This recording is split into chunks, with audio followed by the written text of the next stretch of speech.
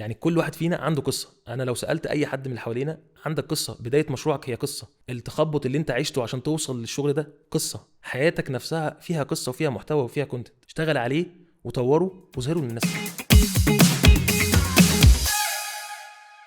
ازيك يا عمر؟ الحمد لله. انا مبسوط قوي ان احنا مكملين في كلام البيزنس، في حاجات زتونة وخلاصة تفيد كل الناس. قصه براند.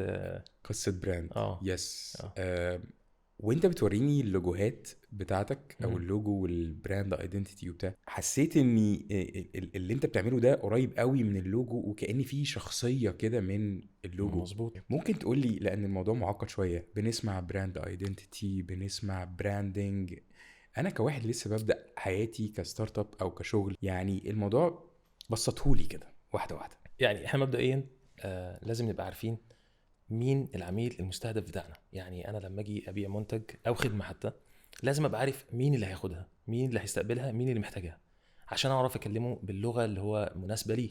فانا قبل ما افكر في لوجو، قبل ما افكر في منتجي، بنزل اشوف العميل ما هو انا بيفهمها اللوجو ازاي، اللوجو هيبقى بيحب بناء على ايه. ده، الاسم اوكي. هيبقى بناء على ده برضو. انا مم. بكلم مين؟ بكلم A ولا B ولا C؟ بكلم عميل هيحب انه يتخاطب بالانجليش مثلا، مم. ولا هخاطبه بالعربي، ولا هخاطبه بالعاميه. فلازم ابقى عارف انا هكلم عميلي ازاي، هوصل له الفكره بتاعتي ازاي. لازم يبقى عندي حاله ببيعها. انا مش ببيع منتج، لان المنتجات، ما هو انت كده مش هتنافس، انت بتنافس بالحاله اللي بتعملها. يعني نايكي واديداس مش بيبيعوا منتج، المنتج موجود، الحذاء موجود، الترنج موجود، وممكن نفس الخامات موجوده في حته تانية، بس ده مم. بيبيع لك حاله، بيبيع لك ثقه، بيبيع لك ضمان، بيبيع لك حاجات كتيره. فبيبيع لك مثلا واجهه اجتماعيه، ممكن الناس تشتري ده عشان واجهه اجتماعيه مثلا. بيبيع ثقافه معينه. كل براند ليه يعني ليه حاله بيعملها، بيأثر فيك بشكل او اخر، بيخليك انت حاسس ان انا لا، هو مش منتج، هو مش تي شيرت، هو مش شوز، لا هو حاله. فانا لازم ابقى عارف العميل بتاعي مين، ومحتاج اوصل له ايه، السلوجان بتاعي، الحته اللي انا هلعب فيها في المايند سيت بتاعته، هسيب له ايه اثر يرجع يشتري مني تاني. لانه في الاخر خلينا نبقى واضحين، المنتج اللي عندك موجود عند غيرك، اللي انت هتصنعه النهارده حتى لو انت اول واحد عملته، في 1000 واحد هيقلدك. ليه هيفضل عميل يشتري منك انت بس؟ هيشتري منك عشان انت عملت حاله، بنيت يعني جسر ثقه بينك وبينه. في حاجه تانية، مش المنتج هو الفيصل. انت مش بتبيع له برودكت بس، انت بتبيع له برودكت، وبتبيع له يعني احساس، بايا كان بقى الطريقه اللي انت هتخش له بيها، احساس بهويه، واجهه اجتماعيه زي ما قلنا، باحساس بقى ايا كان، براحه، بضمان، بثقه، ايا كان. ففي حاله بتبيعها. طب انا نفسي نوري الناس، زي ما انا شفت كده تمام. ووصل لي نفس الحالة اللي انت بتقول مم. عليها دي، نفسي نوري الناس اللوجو بتاعك، تمام. وتشرح لنا كده ببساطة الكلام ده كأنه مثال عملي كده قدامنا. ممكن تورينا اللوجو بتاعك؟ تمام. ده اللوجو بتاع البراند الاساسي بتاعي. يعني انا عندي اكتر من براند، بس ده البراند الاساسي. اشرح لنا بقى، كنت بتفكر في ايه وانت بتعمل اللوجو ده؟ يعني بص، انا اولا ده تاني لوجو انا اعمله. انا مم. في الاول، يعني لو قلت لك ان انا في البدايه خالص، وانا الانفستمنت بتاعي كان في حدود ال 8 9000 جنيه، صرفت 500 جنيه عشان اعمل لوجو. انا كنت شايف انه الموضوع، ببص له ان هو، انا مش شايف الموضوع صغير، حاجه بسيطه مش مهم. لا، انا شايف ان الهويه حاجه، انا اولا عندي طموح، وشايف انه البراند بتاعي هيكبر، ومش باصص له ان هو حاجه صغيره فانا ممكن اكتب الاسم وخلاص، او اعمل اي حاجه تمشي الدنيا. لا، كنت شايف انه لازم ابني هويه من الاول، عشان اسيب الحاله اللي بنقول عليها. انا مش ببيع منتج، المنتج موجود عندي وعند غيري. مم. انا ببيع زي ما قلنا، بنبيع حاله. انا كنت هدفي مثلا في اول براند بداته، انه انا كان حتى عندنا سلوجان كده لطيف، زي يرضيه. انا شايفين ان احنا عايزين نبيع لبس حلو ويرضي ربنا، ويكون حاجه جميله، حاجه لطيفه، محجبات، طويل، واسع، فضفاض. فكان عندنا المينتاليتي دي والحته دي، فاحنا بعنا الحاله دي. يعني احنا ما بعناش العبايه ولا المنتج ولا الدريس ولا النقاب ولا الطرحه ولا الحاجات دي. انت في الاخر كل الحاجات دي موجوده عندك وعند غيرك. انت بتبيع الحته دي، بتبيع ثقه، بتبيع زي ما قلنا كده يعني براند ايدنتيتي، يعني هويه. في الاخر انا باخد الباكج كامله منك، ما باخدش منك المنتج بس. فلما عملنا اللوجو الاولاني والتاني، اللي هو النهائي اللي موجود معانا دلوقتي، كان هدفنا احنا يعني برضو بنخاطب الهويه العربيه بتاعتنا. فكان عندنا الحته دي، وبرضو باصين ان احنا في يوم من الايام احنا هنبقى بره، وهنبقى موجودين ممكن بره في الدول العربيه الاخرى، او ممكن في اوروبا، او في اي حته تانية. فلازم كان برضو يبقى في حته انجليش، يبقى الموضوع واضح وصريح فموجود دي ودي. فيعني بصيت للموضوع بالشكل ده، فعشان كده اخترت اللوجو بالشكل ده بالالوان اللي ممكن تليق مع الفكره نفسها. هو عربي اه وفي نفس الوقت هو زين نور. زين نور دول نور، انا اسامي نور الدين وزين الدين ولادي. نور الدين وزين الدين ولادي ولادك.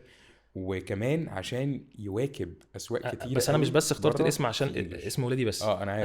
انا برضو عملت سيرشنج كويس جدا جدا ان الاسم ده مش موجود، ومش أوكي. موجود يعني. حتى يعني انا كنت بسرش على كذا بلاتفورم عشان ابقى متاكد ان انا هبقى فيه تميز، مميز. نوع من التميز. ممكن يبقى فيه اسم معبر جدا ولطيف جدا وكل حاجه تمام، بس مش متميز، ساعتها مش هتظهر بسهوله. فما تصعبهاش على نفسك، اختار حاجه تكون مميزه من الاول عشان تبدا تظهر بسرعه. يعني انا لما اجي اعمل سيرش عليك الاقيك بسرعه، لكن لو لقيت اكتر من حاجه واقدم منك انت هتبقى يعني هتتعب قوي في الاول. فالافضل ان انت لا اختار حاجه سهله مميزه بسيطه. وانا اصلا برجح ان يكون الاسم مش كبير، يعني علميا بقى الافضل الاسم يكون مكون من 3 أو 4 حروف على الاكثر، ويكون من كلمه واحده، ويكون سهل بسيط، وطبعا معبر وبيخاطب الفئه اللي انا عايزها. يعني انا عايز الناس تكون فاهماه بسهوله، فيبقى انا بختار الاسم بالشكل ده عشان تبقى الموضوع بسيط ويوصل بسرعه ويعلم مع الناس. لازم الاسم يكون مرتبط بسلوجان، بحاله معينه. يعني انت لازم تبقى عارف عايز العميل بتاعك يحس بايه. فانت تقصد ان العميل بيشتري مشاعر مش منتج مظبوط، مادي مليار بيستعمله. المنتج بتاعك موجود عندك وعند غيرك. حتى لو حاجه هي يعني انت عملت ابتكار جديد، اختراع جديد، في الاخر برضو هيحصل ايه؟ هيتقلد وهيبقى موجود وهيبقى منه كواليتي عاليه وكواليتي اقل، فهيبقى فالمنتج ما هوش الحاجه اللي بتخليك تشتري بس، الا اذا كان زي ما قلنا فكره جديده خالص، وده هيبقى ليه وقت معين برضو، هتاخد وقتك في السوق. لكن احنا بنتكلم انت في حاله العميل اللويال اللي عنده ولاء ليك، اللي هيفضل مرتبط بيك، اللي هيشتري منك مره واثنين وثلاثه، ده ما اشتراش منتج، ده اشترى ثقه واشترى منتج واشترى حاله واشترى سعاده معينه واشترى. يعني احنا عندنا، انا عايز اقول لك ان انا اي براند بعمله بحاول اخلي الموضوع يبقى اسري قوي. يعني بخاطب العملاء بتوعي ان احنا اسره واحده، احنا حاجه واحده، احنا كيان. انتوا كبرتونا بفضل الله، انتوا ساعدتونا، انتوا، وفعلا ده حقيقه. فانت لازم تعامل العميل بتاعك ان هو ليه فضل عليك بعد ربنا، ان هو جزء من نجاحك. العميل بتاعك جزء من نجاحك، فلازم تهتم بيه. لازم تبقى بتقدم له فعلا سيرفيس بحب، وانت فعلا عايز العميل بتاعك يبقى عنده ولاء ليك، وعنده شايف ان انت قدمت له فعلا احساس حلو، احساس لطيف، عايز يكرره تاني. فلذلك ممكن اشتري منك مره واثنين وثلاثه. كل اللي انت حكيته ده من مجرد رسمة او لوجو او سلوجن 3 حروف. لو بصينا موضوع له بالبساطه كبير. دي، لو بصينا له بالبساطه دي ممكن نقول لا يعني مش للدرجه دي، لكن هو لا، فعلا انت مرتبط بحاجات كتير وانت مش واخد بالك. انت شايف ان الاسم واللوجو دي حاجه بسيطه، مش حاجه مهمه، المهم الكواليتي، المهم لا. لو انت عايز تكبر وعايز تسيب اثر لازم تهتم بكل تفاصيل، لازم تتعب في كل حاجه. وكل لون بيبقى ليه مؤشر معين في يعني ساينتفيكلي بقى في صح؟ ده لون بيدل على الثقه، ده لون بيدل على سهل الجوده. اقدر لان يعني لو عملت سيرشنج بقى على الموضوع هتلاقي سهل اوصل لده.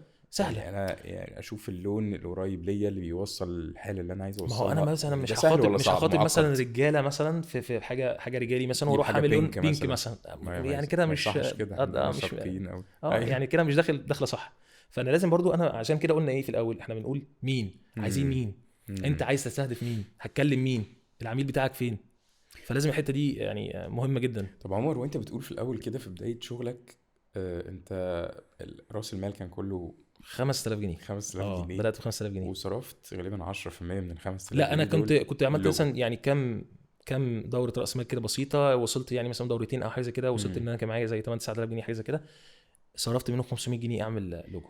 لو حد بيسمعنا دلوقتي يعني كل ما يملك عايز يحطه في الشغل بتاعه وماهوش حتى ال 500 جنيه دول، هل عندك نصيحة ليه تساعده ولا لا؟ الموضوع دلوقتي بقى سهل جدا. يعني احنا ممكن نبقى حتى نحط في الديسكريبشن بتاعت الفيديو، هنحط حاجات كتيره، ويب سايتس كتيره وابلكيشنز كتيره، سهل جدا تخش وتعمل لوجو واسم وكل حاجه، ويساعدك كمان على الاسم. ممكن يقترح عليك اسامي في ويب سايتس خاصه بالاسماء. يعني انت ممكن تخش وتقول له انا هعمل براند مثلا كذا، ويبدا يديك اقتراحات. فالموضوع دلوقتي يعني الاي اي خلى الموضوع سهل جدا وبسيط جدا، بس عايز مجهود، عايز اتحرك. هو الموضوع كله حركه، شغل، سعي. لكن انا النهارده عمال اقول لا ما هتبقى صعبه، لا مش هعرف الاقي، لا مش هوفق في الاسم، لا هيبقى مش احسن حاجه، لا اتحرك. الموضوع يعني كبساطه الموضوع، احنا مش بنقول كلام بقى ايه انشا، ولا بنقول بقى كلام اللي هو مش هيحصل ومش حقيقي، لا يعني كلام حقيقي وعلى ارض الواقع وبيتعمل وموجود وقابل للتنفيذ. فانا باقل موارد ممكن حتى ما ادفعش جنيه ولا اي اقدر حاجه، اوصل لشويه ولا اي اقتراحات حاجه، فور فري. كل حاجه هنحط تساعدني. التولز كلها اللي محطوطه تحت في الديسكربشن هتبقى فور فري. حلو، ده عملي ومفيد لكل الناس. اهو من على ارض الواقع. طيب عايز اسالك بقى حاجه، بما انك في السوق بقالك حلو. كتير، انت شايف ان في حاجات ترندي دلوقتي بقت كاتشي على الناس، على ودان الناس، على عينينا، في اللوجوهات والايدنتيتي والبراندنج؟ بص انا شايف انه مش بس في الهدوم، في كله. اللوجو اللي مرتبط بقصه بقى اقوى لوجو. قصه.